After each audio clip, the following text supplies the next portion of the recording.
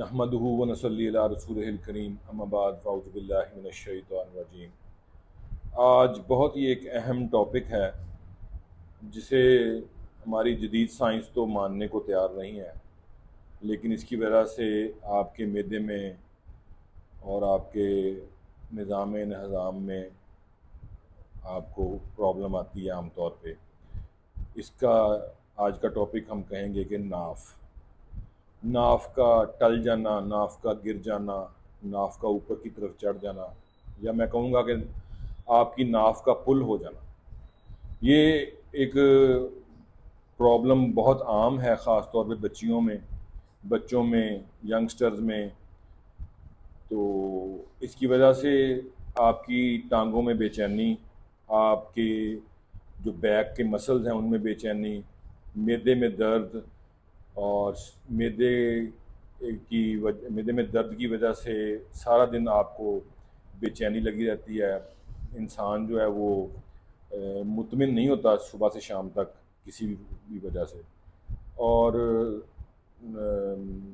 عام طور پہ قے بھی آ جاتی ہے، موشن بھی آ جاتے ہیں اس میں۔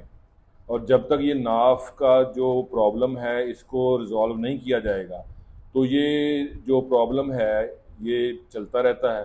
کسی بھی رپورٹس میں، کسی ٹیسٹ میں، کسی الٹرا ساؤنڈ وغیرہ میں سے اس کی تشخیص نہیں ہو سکتی، لیکن اس کی تشخیص کا ایک بڑا ہی سادہ سا طریقہ ہے، وہ آپ کو پکچر میں بتائیں گے، اور اس کے ساتھ ہی انشاءاللہ ایک پیشنٹ کی ناف آپ کو ٹھیک کر کے بھی بتاؤں گا۔